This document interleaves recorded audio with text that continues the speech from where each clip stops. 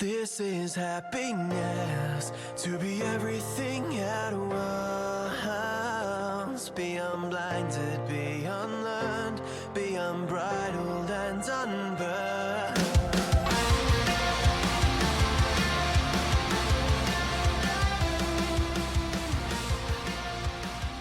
Hey guys, welcome back to a brand new episode of Mood Prep. My name is Dave Nixon, and today we're going to talk about The Matrix. Now, I actually just went and saw John Wick 3 Parabellum on the weekend, and I am a Keanu Reeves fan, even the fact that I decided to watch the trailer of Bill and Ted Epic Adventure, which is very funny watching how Keanu Reeves was this like dorky, radical kind of dude, I think in 89 or whenever that was, and then somehow ends up becoming and playing this such like a formidable character and is sort of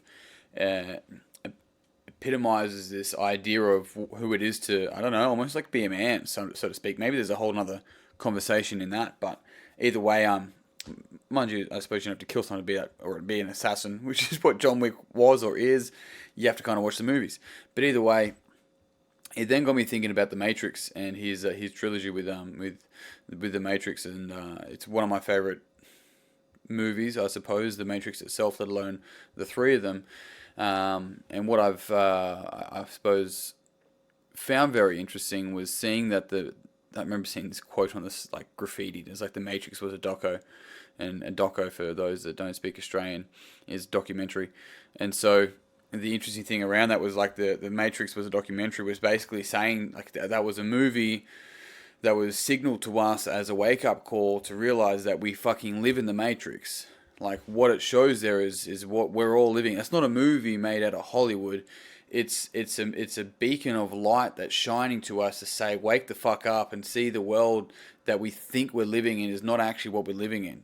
And so that was a whole short, brief message from a graffiti like wall, I suppose. But that aside, I really resonated with it, and I think there is a certain level of Matrix that we do live in. Now, later research, I found that the word matrix it actually means womb. Did you know that? The word matrix means womb. It's where matriarchal comes from. It's matrices. It's the same sort of family of words where the word matrix is actually meaning womb. Now let's have a look at that for a moment. Now I'm a big fan of thinking that there's a lot to the Matrix, especially after going through all the developmental work and study and research and my own findings and all that sort of stuff, then going back and watching the Matrix. There is like double meaning upon double meaning upon double meaning. I'm going to share them with you this week as well, but think about this for a second. In the womb, right? In the womb, that the baby it's safe. It's completely surrounded by its mother, right? By the nurturer. Completely and utterly surrounded. Now, the other thing about it is that it's not actually dealing with the real world, but it's fed, it's kept warm, it gets every single thing that it needs, but it's also dependent that it doesn't get what it wants. It gets what it needs, which is a big difference, right? And it only gets what it needs based upon what the mother can give it. So, I mean, you could think of that as Mother Earth at this point in time, but that's not the point that I'm really making here. And so, when we leave the Matrix, and some people never leave the Matrix, some people stay sleeping in the Matrix their whole life, but when we actually leave the Matrix is when we wake up, but it's when we're born. And we're born screaming, it's painful. So to actually leave the Matrix is more painful than staying in it for us. Right? There's the message in it, is that most of us would prefer to stay in the Matrix and see the Matrix as it is. And I'm going to go through and explain the Matrix shortly, but that's what happens, right? And when we start to realize that, and this, I've seen this before about religion. Now, I've talked about religion before on the podcast, and I just want to once again reiterate, I fucking don't care what people's beliefs are. You have your beliefs, and that's completely fine. I have no qualms. There's no disrespect or respect either way, and vice versa for my own beliefs and so forth. And the interesting thing, and I remember seeing, and I can't remember this quote was in The Matrix or in something else, but basically there was this line, and it says, if you try to kill him to save them, they're going to kill you to save him, right? Now that's what happens with the Matrix. If we try and break the Matrix down to save them, they're going to kill us in order to save the Matrix, to stay in the womb, to stay asleep. Right? Now, when I say kill us, I don't necessarily mean a knife through the heart. I mean kill the idea, kill the conversation, get fucking real. What is wrong with you? And he becomes the agent. And the agent is actually the ego structures that is actually surrounding us. So the Matrix is literally all of the structures that we have decided upon as human beings to exist in. Even the English language is a structure. Now, I'm not saying that these structures are horrible, bad things and we need to get rid of them, because that would be ridiculous. I don't believe that is the way to exist.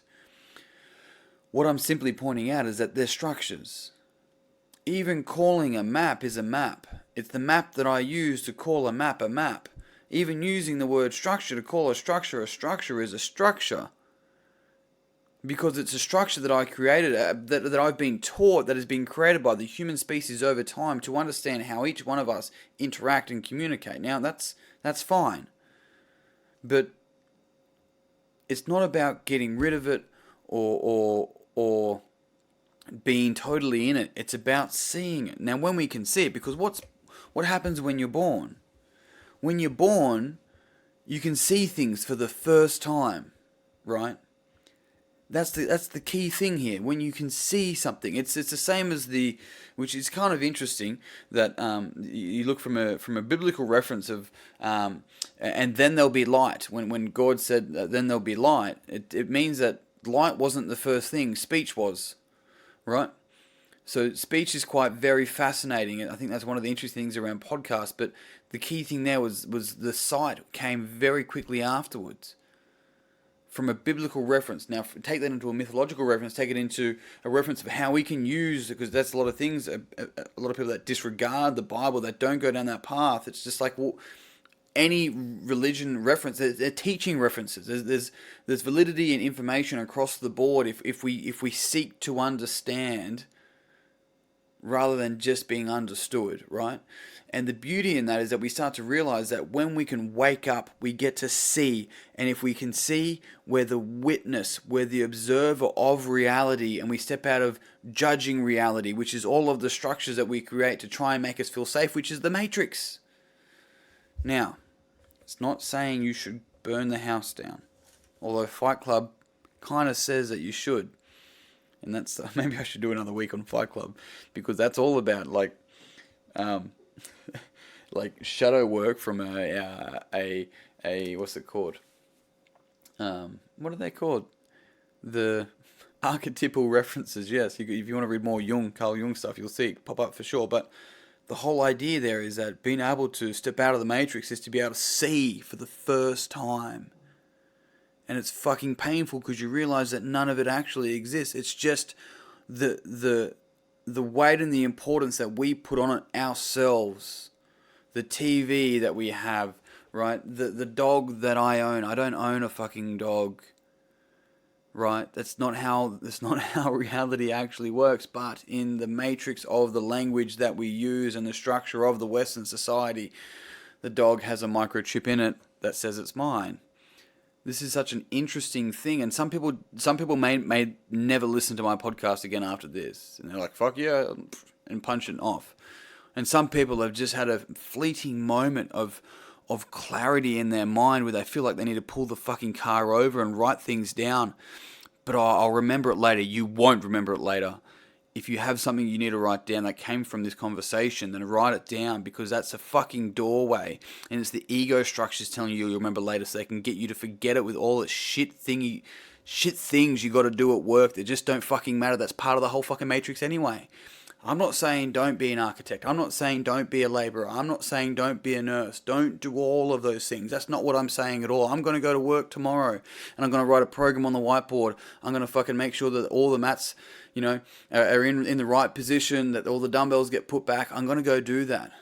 But I'm going to be fully consciously aware of when I'm interacting with the matrix and when I'm choosing to just be the observer and the witness. And that's where the power is. And from there, that's where you can live a completely different life, or in another term, actually live your life. Interesting shit. So the Matrix was the doco. And on that note, I am done. If you did find this podcast beneficial, it would mean the world to me. if you'd pass it on to someone else that you think would also find it beneficial. If you think I've gone crazy, then by all means, I'd love for you to tell me that as well. You can jump on Facebook, search Mood Prep Online, and you can join the conversation there. I'll have a Q&A coming up towards the end of this month as well in there. Otherwise, team, that's me done for today. Until tomorrow, peace and pizza, kick today in the dick, and slay the dragon. I'll see you soon. To be everything at once, be unblinded, be unlearned, be unbridled and unburned.